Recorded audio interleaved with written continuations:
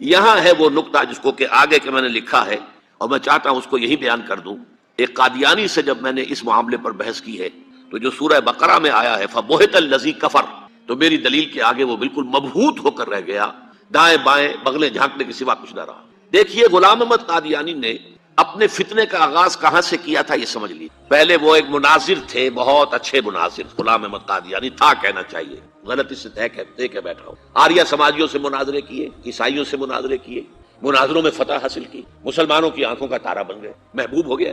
اس کے بعد اس نے ایک فتنہ چھوڑا، ایک شوشہ چھوڑا. نبوت اور وحی تو رحمت ہیں، رحمت کیسے بند ہو سکتی ہے؟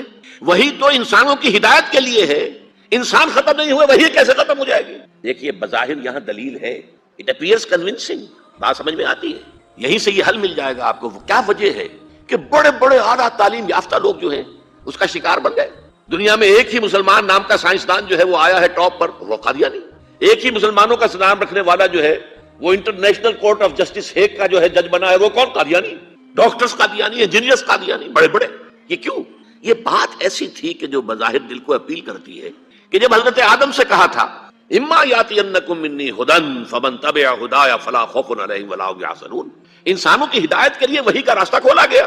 ابھی انسان ختم نہیں ہوئے، وحی کا کیسے دروازہ بند ہو جائے گا؟ اجرائے وحی کا پہلے شوشہ چھوڑا، اور جب وحی جاری ہے تو نبوت جاری ہے، لہذا پھر آخر میں آ کے نبوت کا دعویٰ کر دیا. اس نے ایک مسئلہ اور استعمال کیا. یہ اصل میں چالاک اور ہوشیار لوگوں کے معاملات ہوتے ہیں. عوام الناس کی نفسیات کو متاثر کرنے کے لیے ایک اور شوشہ چھوڑا. دیکھو یہ کیسے ہو سکتا ہے؟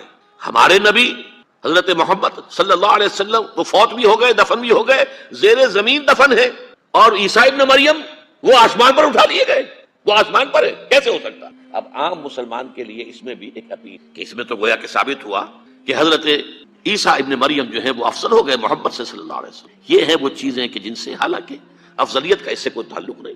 اصحاب کہف اگر 300 برس تک سوتے رہے تو اس میں کون سی افضلیت ہو گئی؟ کوئی افضلیت کا سوال نہیں. اس اعتبار سے حضرت عزیر کو اگر 100 برس تک مردہ رکھ کر اللہ نے دوبارہ زندہ کر دیا، کون سی افضلیت اس میں ہو جائے گی؟ اللہ کی قدرت ہے، اللہ کر سکتا. لیکن عام آدمی کو اپیل کرنے والی باتیں ہیں، لہذا اس نے شوشہ چھوڑا کہ نہیں یہ غلط ہے، یہ مولویوں کے ڈھکوسلے ہیں، یہ قرآن مجید میں صراحت کے ساتھ نہیں ہے، یہ حدیثوں کے اندر ہے، حدیثوں کے بارے میں جو ہے وہ ہم اطمینان نہیں کر سکتے کہ حضرت مسیح جو ہے وہ سولی نہیں چڑھائے گئے. وہ سولی چڑھائے گئے، وہ فوت نہیں ہوئے، البتہ زخمی ہو کر وہاں سے اتار لیے گئے تھے، پھر ان کا علاج معالجہ ہو گیا، پھر وہ علاقہ چھوڑ کر کشمیر میں آ گئے، یہاں آ کر ان کا انتقال ہو گیا، یہاں دفن ہوئے، یہاں کشمیر میں ان کی قبر بھی موجود. یہ دو ایشو ہیں جو اس شخص نے اٹھائے، اور اس سے عوام الناس جو ہیں جن کے اندر کے علم کی پختگی نہیں ہوتی، یا جذباتی طور پر آپ انہیں متاثر کر سکتے ہیں، یا جیسا کہ میں نے پہلی بات کہی تھی اس میں تو یقیناً ایک وزن کی بات نظر آتی ہے کہ یہ رحمت ہے، وہی رحمت ہے، نبوت رحمت ہے، اللہ کی رحمت بند ہو جائے گی کیسے؟ اب اس کا جواب ہے یہاں.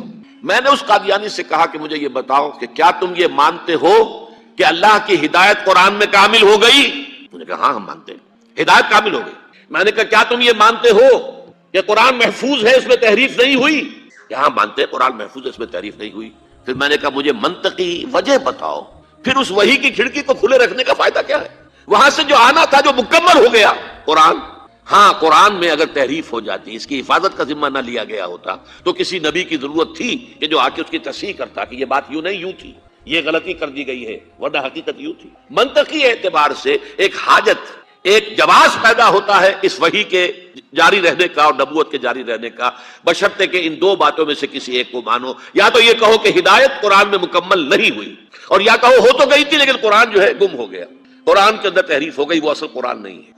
یہ دونوں باتیں نہیں مانتے تو مجھے بتاؤ عقلی اعتبار سے، منطقی اعتبار سے کہاں کوئی جواز پیدا ہوتا ہے اس کھڑکی کو کھلے رکھ دے. فَبُہِتَ الَّذِي كَفَرَ، جیسا کہ میں نے پہلے آپ کو بتایا بالکل مبہوت ہو گیا کہ واقعتاً آپ کی دلیل بہت مضبوط. تو یہ پہلی بات ہوئی.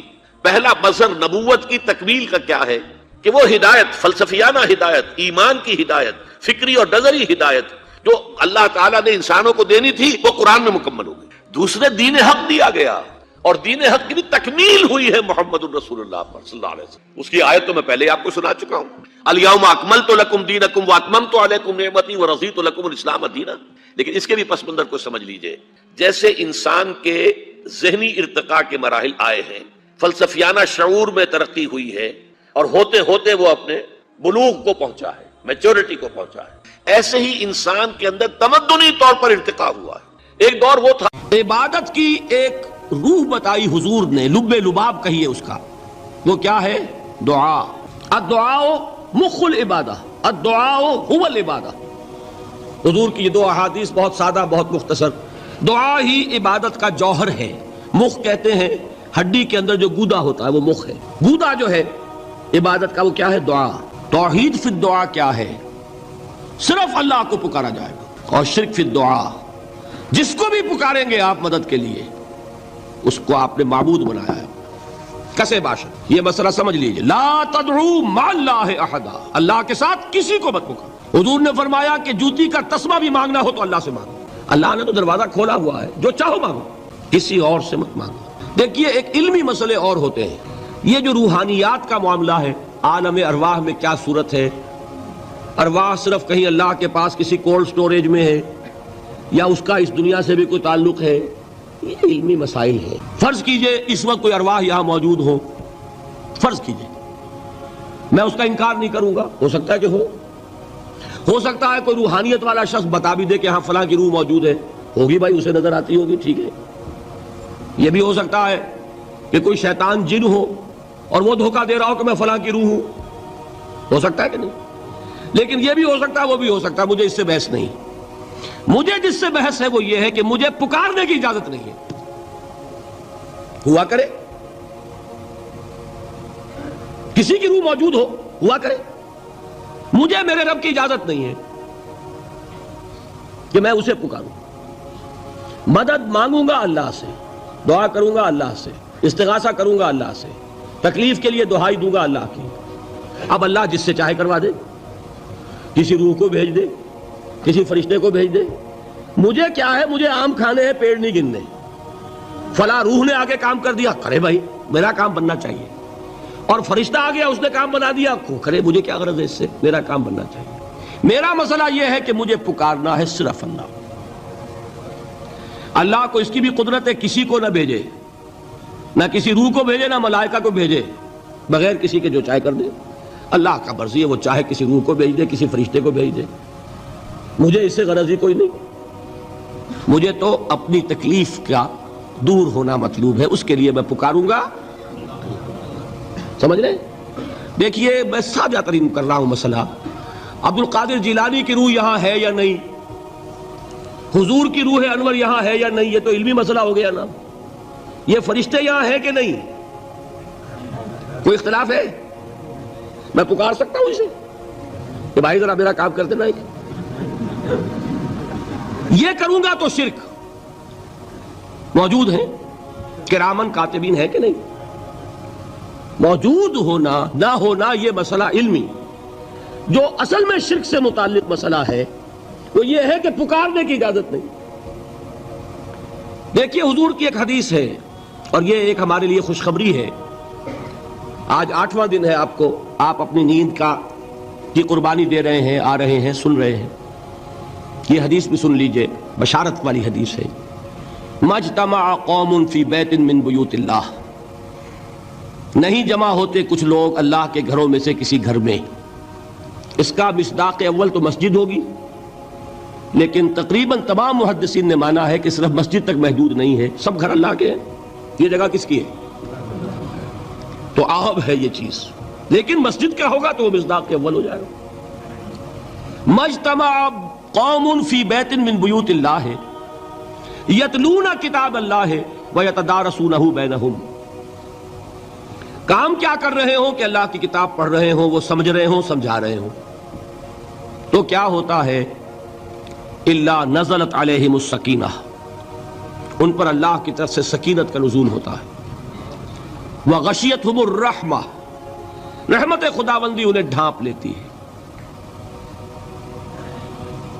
وحفتہم الملائکہ، فرشتے ان کے گرد گھیرا ڈال لیتے ہیں۔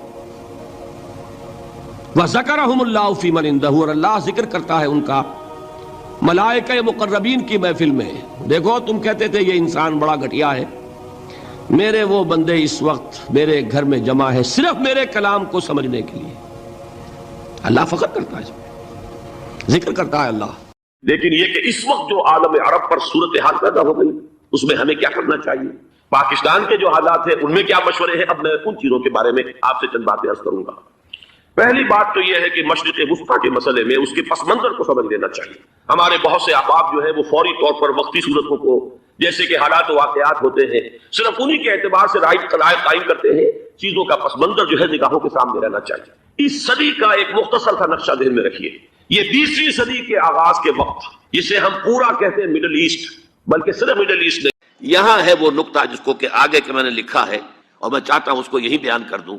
ایک قادیانی سے جب میں نے اس معاملے پر بحث کی ہے تو جو سورہ بقرہ میں آیا ہے فَبُہِتَ الَّذِي كَفَرَ، تو میری دلیل کے آگے وہ بالکل مبہوت ہو کر رہ گیا، دائیں بائیں بغلیں جھانکنے کے سوا کچھ نہ رہا۔ دیکھیے غلام احمد قادیانی نے اپنے فتنے کا آغاز کہاں سے کیا تھا یہ سمجھ لیے۔ پہلے وہ ایک مناظر تھے، بہت اچھے مناظر، غلام احمد قادیانی تھا کہنا چاہیے، غلطی سے طے کے بیٹھا ہوں۔ آریہ سماجیوں سے مناظرے کیے، عیسائیوں سے مناظرے کیے، مناظروں میں فتح حاصل کی، مسلمانوں کی آنکھوں کا تارا بن گئے، محبوب ہو گیا۔ اس کے بعد اس نے ایک فتنہ چھوڑا، ایک شوشہ چھوڑا،